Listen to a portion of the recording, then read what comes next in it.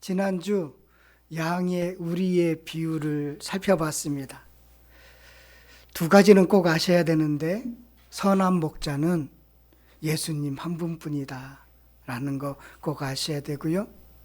그래서 곁다리로 알아야 되는 것은, 목사와 장로는 선한 목자의 양을 돌보는 역할을 맡았을 뿐인데, 자신이 선한 목자인 줄 착각하면 안 된다 라는 것을 또한 곁으로 알아야 됩니다. 저는 지난주 말씀을 전하면서 깨닫게 되었습니다. 양이 선한 목자를 따르도록 뒤에서 지저대는 보더콜리, 그 이후에도 계속 영상을 봤더니 얼마나 재밌는지요. 저는 확실히 제 역할을 이번 말씀 전하면서 깨닫게 되었습니다. 제 위치를 알게 되었습니다. 저는 양이신 성도님들이 선한 목자를 음성을 듣고 따르도록 도움을 주는 자입니다. 그래서 주일날 나와서 말씀을 들으면서 어디를 보셔야 되느냐면, 저같이 못난 일을 보지 마시고 주님을 보셔야 되는 거예요. 저도 나를 보라고 하지 말고 주님을 보셔야 된다라고 여러분들에게 매주 지저대야 되는 것이지요. 그래서 양의 살 길은 하나밖에 없기 때문입니다. 선한 목자의 음성을 듣는 길밖에 없어요. 두 가지를 아셔야 돼요. 맞죠? 지난주 복습하는 거예요. 선한 목자는 예수님 한 분뿐이다. 이 땅에 선한 목자는 없다. 두 번째는 양의 살 길은 그 선한 목자의 음성을 따라가는 것밖에 없다라는 것입니다. 이번 주는요, 선한 목자이신 예수님과의 관계를 알려주는 말씀입니다. 이번 주는 포도나무와 가지의 비유를 통해서 예수님과의 어떤 관계를 맺어야 되는지를 정확히 알았으면 좋겠습니다. 너무도 잘 아시는 비유이기도 합니다. 이 비유는 어디서 그렇게 하신 말씀일까요? 마가의 다락방에서 마지막 한 주를 보내면서 모인 제자들에게 발을 씻어주시고 최후 만찬을 하시고, 그리고 나서 14장에 성령에 관한 말씀을 제자들에게 들려주셨습니다. 그러면서 예수님이 여기서 좀 일어나자 이렇게 하셨어요. 그게 14장 31절에 보면 여기서 떠나자 하시니라 나오죠. 일어나자. 그리고 이어지는 말씀이 18장 1절로 쭉 가셔서 보면 18장 1절에 이렇게 나옵니다. 예수께서 이 말씀하시고 제자들과 함께 기드론 시내 건너편으로 나아가시니 그곳에 동산이 있는데 제자들과 함께 들어가시니라. 일어나자 거기 기드론 시냇가에 도착했다 라는 그 내용으로 이렇게 이어집니다. 그 사이에 15장의 포도나무 비유, 16장에 우리가 알고 있는 성령의 일, 사역에 대해서 17장의 대제사장의 기도가 이렇게 끼어 있습니다. 그래서 오늘 비유의 말씀을 들려주신 장소가 어디냐라는 것을 놓고 두 가지 견해가 있습니다. 일어나자라고 하시면서 계속 마가의 다락방에서 이 말씀을 이어갔다라고 주장하시는 분들도 있고요. 또 하나는 일어나자 하고 실제로 일어나셔서 걸어가시다가 포도나무 밭을 보시면서 그렇게 제자들에게 말씀을 해 주셨다라는 주장도 있습니다. 큰 문제는 안 되는 거예요. 오늘 포도나무 비유는 15장 1절에서 시작해서 사실은 16장 16절까지 이어지는 내용입니다. 그 전에 여러분들 이렇게 띄어서 보셨죠? 그런데 비유의 관점에서 보면 하나로 쭉 연결돼요. 그래서 비유의 관점에서 이 말씀을 봐야 되는 게 옳구나라는 생각을 갖게 되었습니다. 포도나무의 비유는 예수님과 성령님과의 관계, 예수님과 성령님과 제자들이 지속적으로 관계를 맺고 사는 법에 대해서 말씀으로 알려주고자 해서 쓴 비유가 포도나무 비유입니다. 그래서 이 비유를 통해서 가지, 제자, 그 제자가 사는 법에 대해서 꼭 배우시기를 그렇게 바라겠습니다. 비유의 내용은 1절과 2절이 비유의 내용입니다. 간단하지요. 1절과 2절이 포도나무 비유의 내용이고요. 3절부터 좀 분석을 하자면 그래요. 조금 나눠 보자면 그렇습니다. 3절부터 8절은 이 가지가 열매 맺는 방법에 대한 설명이며 적용입니다. 이 비유에 대해서 그 가지가. 그리고 나서 15장 9절부터 16장 16절까지는 이 가지가 열매 맺는데 두 번째 방법이 있습니다. 첫 번째 방법은 그 안에 머무는 것이고요. 두 번째 방법은 계명을 지키는 것과 성령께 순종하는 법입니다. 다 연결되어 있습니다. 비유에 대한 설명이에요. 그래서 예수님이 포도나무 비유를 들려주신 이 상황적인 배경을 여러분이 아시면 이 말씀이 얼마나 은혜스러운지 모릅니다. 이 비유의 배경은 예수님의 떠남과 제자들의 두려움입니다. 비유의 배경이에요. 그래서 14장 1절로 가셔야 돼요. 14장 1절로 가시면 너희는 마음에 근심하지 말라. 제자들이 지금 두려움을 갖고 있습니다. 마음에 근심을 갖고 있습니다. 떠난다고 하니까요. 그래서 14장 2절에 보면 나는 거처를 예비하러 간다. 예수님은 떠납니다. 알 수 없는 거예요.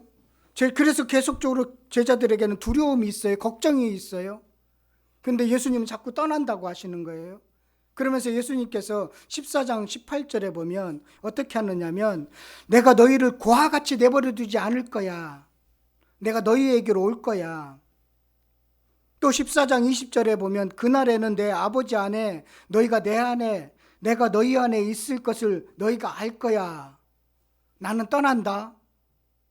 그러나 너희들은 혼자 있지 않는다. 내가 또 다른 보혜사를 보내주신다.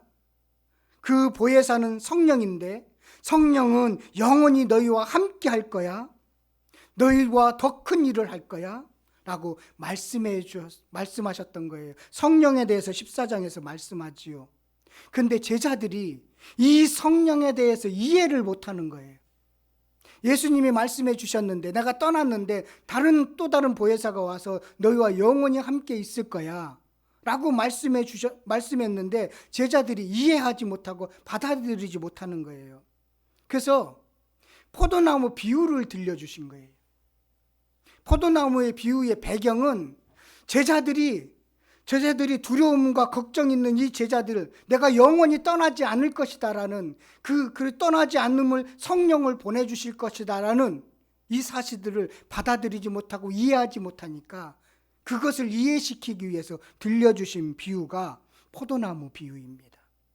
그래서 성부 하나님과 성자 예수님과 성령 하나님이 너희들을 고아처럼 내버려 두지 않고 열매 맺도록 하실 것이다라는 것을 가르쳐주고 싶어서 이 포도나무 비유를 들려주신 것입니다. 아셨지요? 배경이 이거예요. 배경은 뭐냐면 예수님의 떠남과 제자들의 두려움. 그래서 두려워하고 있는 제자들에게 성령에 대해서 가르쳐 줬어요. 또 다른 보혜사에 대해서 이해를 못하는 거예요. 그래서 포도나무 비유를 들려주신 것입니다. 그 이후에 그래서 16장까지 이어지는 내용이 성령에 대한 말씀이 이어지는 이유가 여기에 있는 것입니다. 왜 14장에 성령에 말씀하시고 왜 다시 16장에 성령을 이야기하실까? 잘 이해가 연결되지 않았죠. 이렇게 연결하셔서 보시면 됩니다. 포도나무 비유의 내용은 간단하지요. 1절과 2절입니다. 나는 포도나무이다. 아버지는 농부이다. 참 포도나무에 붙어있는 가지가 열매를 많이 맺게 하려고 아버지인 농부가 가지치기를 한다. 병든 가지를 제거해서 깨끗하게 한다. 간단한, 너무나 잘 알고 있는, 제자들이 너무나 잘 알고 있는, 평소에 늘 봐왔던 그런 비유를 통해서 그 관계를 설명해 주고 있는 것입니다. 가지가 열매를 맺을 수 있는 방법을 가르쳐 주고 있는 거예요. 그런데 이스라엘에 가보면 올리브 나무도 있고요, 무화과 나무도 있는데 왜 예수님은 포도나무일까요? 왜 포도나무 비유로 하셨을까요? 올리브 나무 비유로도 충분히 하고 무화과 얼마나 맛있는지요. 무화과 나무 비유로도 가능한데요. 그리고 포도나무는 다른 나무에 비해서 쓸모가 많지 않습니다. 집을 짓는데요, 양하고 똑같아요. 집을 짓는데도 제목으로도 쓸 수 없잖아요. 화목으로도 쓸 수 없어요. 불을 떼서 데피는데 화목으로도 쓸 수가 없습니다. 그래서 그 쓸모없는 가지들은 버려서 태워버리는 거예요. 쓸모가 없어서요. 어디에도 쓸모가 없어서. 오직 포도나무에는 열매밖에 쓸 수가 없습니다. 그래서 양과 비슷하다. 포도나무는 양과 참 비슷하다라는 닮은 점이 있다라는 생각을 갖게 됩니다. 그런데 포도나무를 비유하신 역사적인 배경이 있기 때문입니다. 올리브나무나 무화과나무가 아니라 포도나무로 비유를 하신 역사적인 배경이 있어요. 포도나무는 이스라엘을 상징합니다. 예레미야서 2장 21절에 보면 내가 너를 순전한 참 종자 곧 귀한 포도나무로 심었거늘 내게 대하여 이방 포도나무의 악한 가지가 되면 어찌 됨이냐. 출애굽의 사건을 이야기하죠. 가나안에 정착한 사실을 포도나무를 심은 것으로 그렇게 묘사하고 있습니다. 내가 좋은 포도나무, 귀한 포도나무를 심었는데 우상 섬겨갖고 악한 가지가 됨이 어찌 됨이냐. 이사야서 5장 1절에 보면요, 내가 땅을 파서 돌을 제하고 극상품 포도나무를 심었도다. 극상품 포도나무를 심었도다. 그 중에 망대를 세웠고 또 그 안에 술틀을 팠도다. 좋은 포도를 맺기를 바랬더니 들포도를 맺었구나. 한탄이 나와요. 이스라엘을 무엇이라고 표현하죠? 극상품 포도나무를 심었는데 라는 것입니다. 포도나무는 이스라엘 족속이고 그 나무는 유다 사람이라는 표현입니다. 좋은 극상품 포도나무를 심고 가꾸었지만 들포도를 맺었다, 실패했다라는 것을 말씀하고 있는 것입니다. 시편에도 보면 주께서 한 포도나무를 애굽에서 가져다가 민족들을 쫓아내시고 그것을 심었나이다 라고 그렇게 말씀하고 있습니다. 애굽에서 옮겨서 가나안 땅에 심었는데 그게 극상품 포도나무였는데 다 들짐승과 멧돼지가 먹어버렸구나 이후에 시편에서 이어지는 말씀입니다. 그런데 이 포도나무 비유, 이스라엘을 상징해서 포도나무 비유를 쓰신 것이지요. 여기에서 하나 살펴볼 게 있습니다. 잘 살펴보셔야 되는데요. 예수님은 포도나무라고 하지 않고 참 포도나무라고 하셨어요. 그냥 포도나무라고 하지 않고 나는 참 포도나무다라고 표현하고 있다는 것입니다. 참 포도나무인 예수님이 진정한 이스라엘이다라는 의미입니다. 이전에 이스라엘은 실패했지만 다시 회복시키시기 위해 오신 자신이 참 포도나무라고 하셨습니다. 그래서 참 포도나무이기에 실패하지 않는다는 것을 강조하고 있는 것입니다. 예수님이 참 포도나무입니다. 예수님이 진실한 순수한 참 포도나무이십니다. 예수님이 죽음으로 실패한 것처럼 보이지만 실패하지 않는 참 포도나무이십니다. 그래서 1절에 예수님은 자신을 참 포도나무로, 하나님을 농부로, 제자를 가지로 비유했던 것입니다. 제자를 가지로 비유하신 것은 왜 그랬을까요?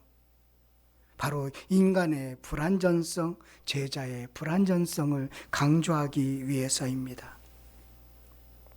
그렇다면 참 포도나무는 어떻게 열매를 맺는가? 가지가 열매를 맺으려면 나무에 붙어 있어야 한다라는 것입니다. 제자는 간단해요. 진정한 포도나무인 예수님께 붙어 있으면 되는 것입니다. 이를 위해서 농부이신 하나님이 하시는 일이 있습니다. 2절 말씀 우리 다 같이 한번 읽어볼까요? 다시 한번 읽어보도록 하겠습니다. 시작.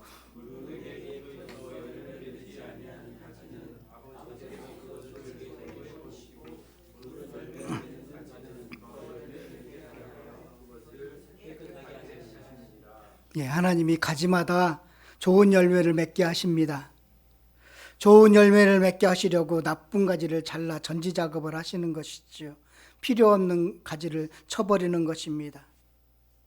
열매 맺는 가지라고 해도 딱 그 한 열매에 이렇게 열매가 열리는데, 든실하게 열리는데, 이 실제예요. 예, 든실하게 열리는데 그 열릴 수 있도록 따주고, 그래서 하나에 이제 집중하도록 해주는 것이죠. 최종적으로 열매가 달리는 하나의 가지를 제외한 나머지는 다 쳐내는 것입니다. 사람에게 적용하면 뭐라고 어떻게 적용할 수 있을까요? 사람들이 보면 어떤 사람은요, 참 재능이 여러 가지 있는 분들이 있어요. 다방면의 재능을 가지신 분들이 있습니다. 근데 하나님은 그의 모든 재능을 다 사용하지는 않습니다. 하나님께서 원하시는 그 길을 제외하고는 나머지는 그냥 쳐내는 경우가 많아요.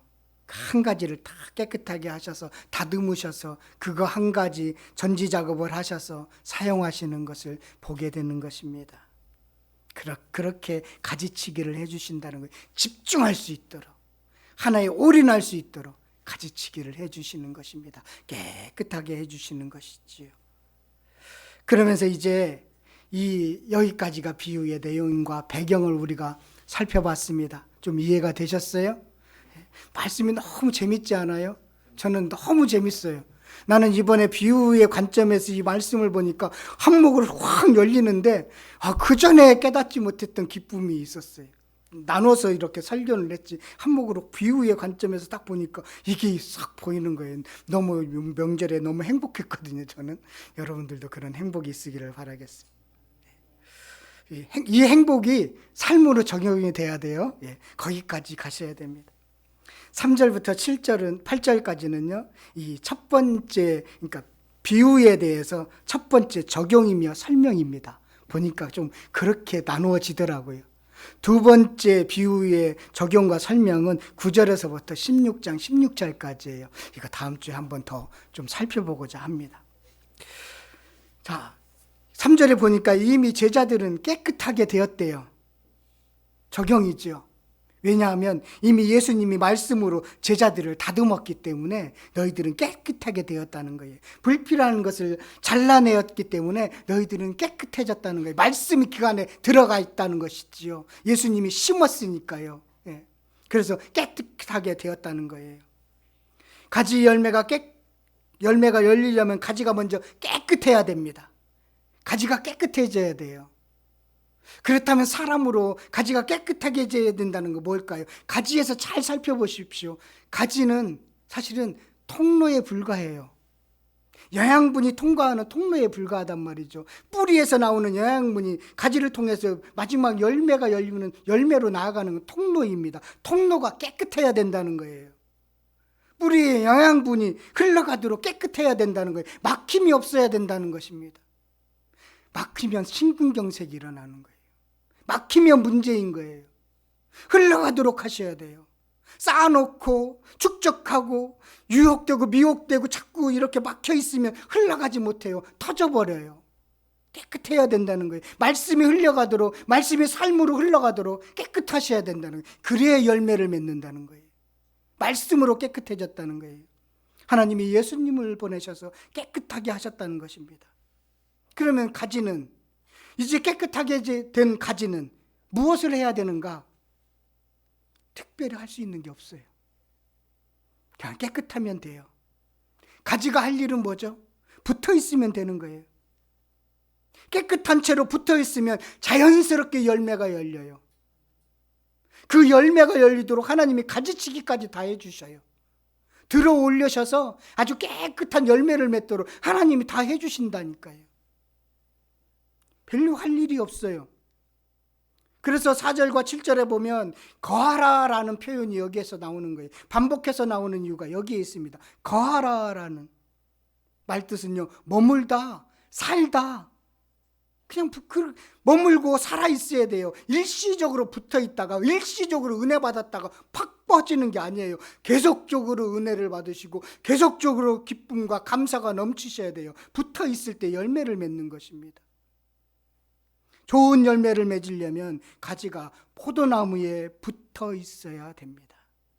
양이 목자의 음성을 들으셔야 되는 것이지요. 이번에는 듣고 다음에는 안 들으면 안 되지요. 계속적으로 듣고 나아가는 것이죠. 계속적으로 붙어 있어야 되는 것이지요. 포도나무에서 떨어져 나간 가지는 아무 열매를 맺지 못하기 때문입니다. 거하다는 이 그림은 예수님과의 관계를 구체적으로 그림으로 보여주고 있는 것입니다. 그리스도 안에 거하는 삶을 의미합니다. 하나님이 우리 안에 삶 가운데 현존하고 있음을 인정하는 것이죠. 그래서 그리스도 안에서 하나님의 인도하심과 도우심을 받은 인생이어만이 좋은 열매를 맺는다는 것을 그렇게 제자들에게 가르쳐주고 있고 우리들에게 가르쳐주고 있습니다. 두 번째, 가지는 뭐라고요? 첫 번째는 붙어 있어야 된다는 거죠. 꼭 잊지 마십시오. 거해야 돼요. 또 하나의 한 가지가 가지가 아래야 되는 게 또 하나 있는데요. 뭐냐면 5절 말씀입니다. 우리 5절 말씀 한번 다 같이 읽어보도록 하겠습니다. 함께 읽겠습니다. 시작.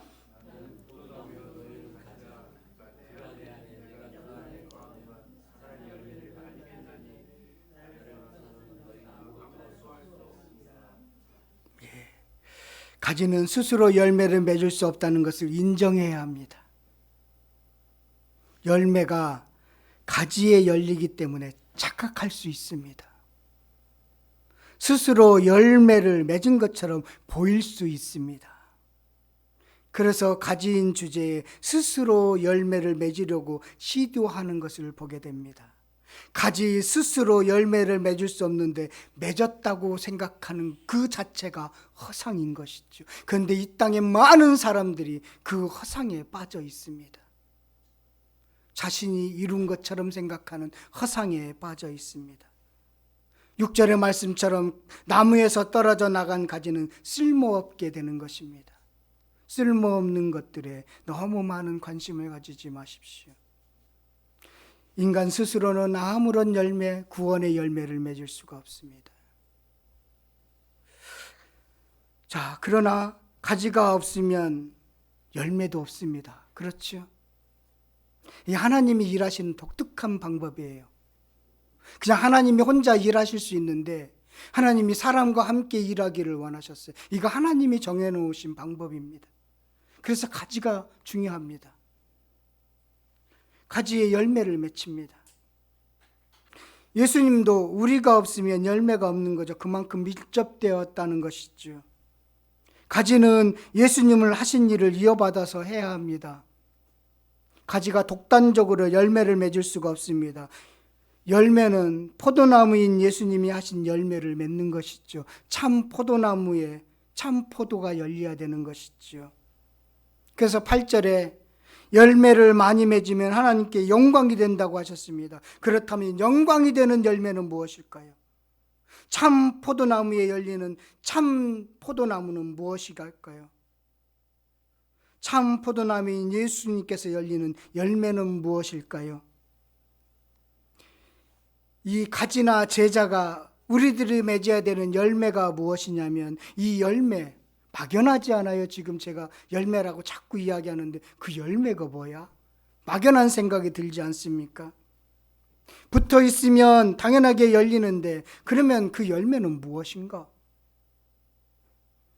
이번 설교를 준비하면서 또 깨달은 것이 있잖아요. 참 포도나무에 붙어 있으면 그 열리는 참 포도는 하나님께 영광이 되는데 그러면 영광이 된다면 얼마나 소중한 열매일까? 그 열매는 무엇일까? 열매는 성과나 물질은 아닙니다.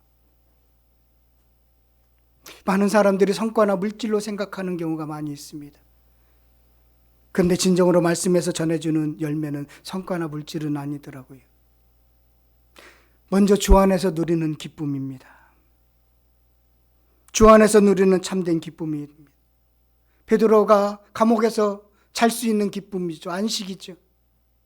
실라와 바울이 감옥에서 찬양할 수 있는 기쁨이죠.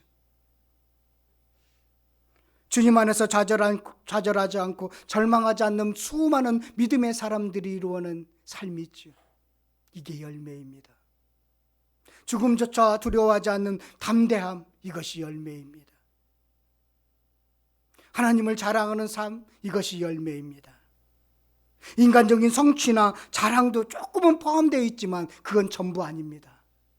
열매는요, 주 안에 있을 때, 주님 안에 있을 때 누리는 참 평강이 진정한 열매입니다. 그리고 또요, 열매는 참 포도나인 예수님의 사역과 연관되어 있습니다. 뿌리에서 나오는 그 영양분이 예수님이 하신 공생애의 사역입니다. 그렇다면 그 공생애의 사역의 열매이지요. 가르침과 전도와 치유의 사역이지요. 그것이 구체적인 우리의 삶의 열매인 것입니다. 가르침과 전도는 영생을 위한 사역이고 치유는 생존을 위한 사역입니다. 예수님은 이처럼 전인적인 사역을 하셨습니다.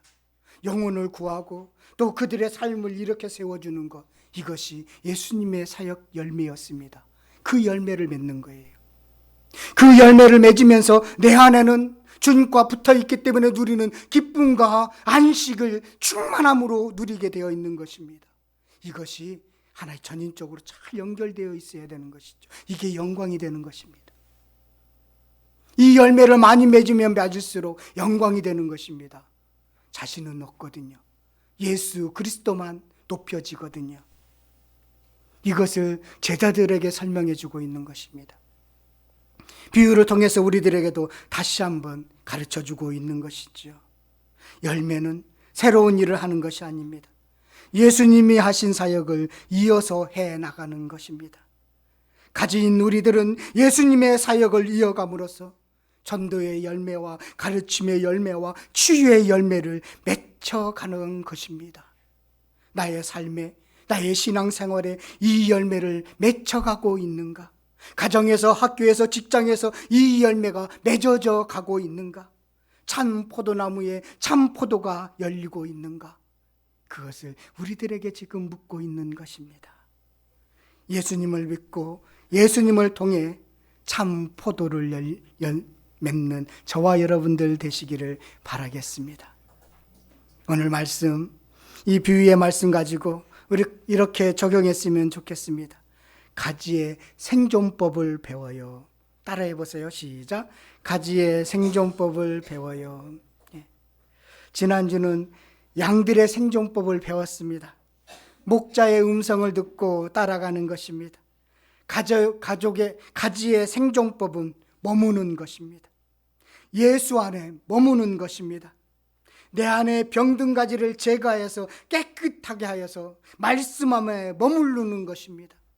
가지의 생존법입니다. 주님 안에 머무는 법을 배우시기를 바라겠습니다. 어떤 상황 속에서라도 주님을 바라보는, 주님만 온전히 바라볼 수 있는 주님 안에 머무는 법을 배우시기를 바라겠습니다. 저는 새벽마다, 수요일마다 시편의 말씀을 함께 나누면서 시편 속에서 등장하는 다윗은 예수 안에, 하나님 안에 머무는 법을 배운 사람이었습니다. 여러분들도 시편을 곰곰이 읽으시면서 다윗이 어떻게 하나님 안에 머물렀는지 배우시는 은혜가 있기를 간절히 바라겠습니다.